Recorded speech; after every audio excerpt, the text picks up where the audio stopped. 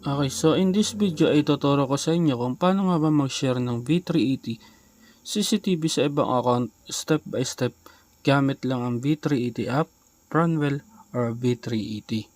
So perfect ito kung gusto nyo pong makita rin ng family nyo ang CCTV, ma-access sa ibang phone, ma-share ng live view, at mag-setup ng multi-user access.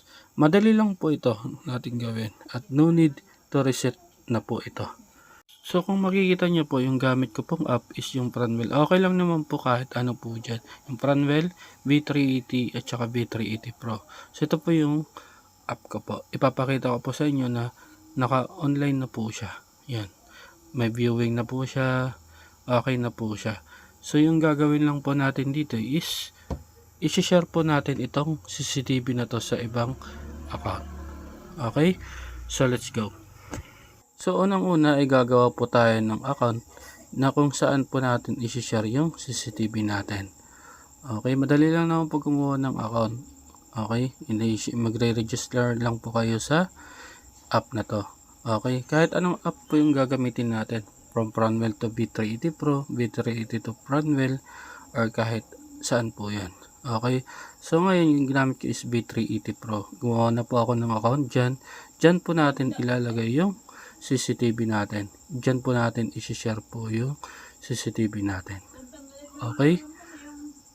So, balik na po tayo sa Pranwell. Okay? So, yung gagawin lang po natin, click po natin yon. May setting, share at delete. Click po natin yung share. Ito po yun, yung permission setting. Pag sinabi pong view only, yun lang po yung control na makukuha po kung saan po natin i-share yung CCTV po natin. Okay, yun lang po yung control niya. For viewing lang po siya. Wala po siyang ibang magagawa po dyan, kundi view only lang po. Okay, hindi po katulad ng allow control is pwede po siya maka-view, control at saka maka-manage po ng device. Okay, makikita naman po dyan sa permission setting. So yung gagawin lang po natin is view only lang po itong gagawin po natin. Okay, for viewing lang. Hindi po natin i-allow po yung CCTV natin. Okay?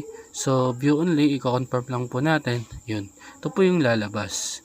So, medyo matagal po ito. Hintayin lang po natin. Ano po? Okay, hintayin lang po natin.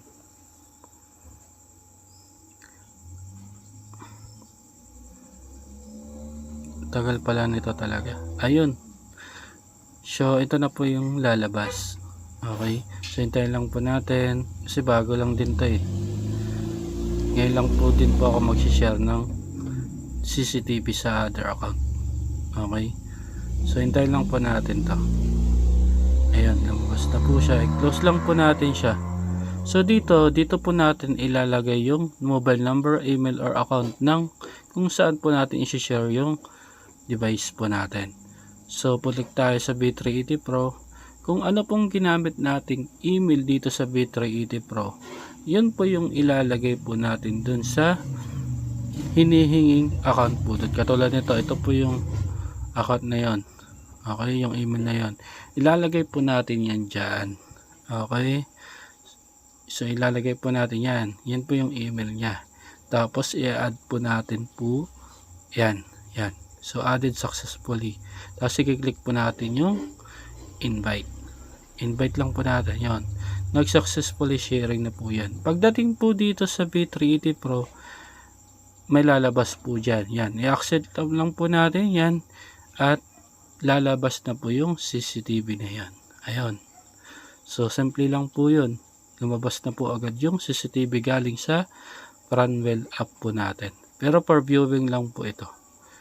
Okay, yun. Kung gusto niyo pong mag-add pa ng ibang email, ganun lang din pong gagawin natin. Mag-add lang po tayo ng panibagong email ulit, i-invite po ulit natin yan. So, ganun lang po kasimple mag-share ng CCTV sa other account natin. Okay, so kung nakatulong po itong video na to, please like, share, and subscribe to my channel. Salamat po.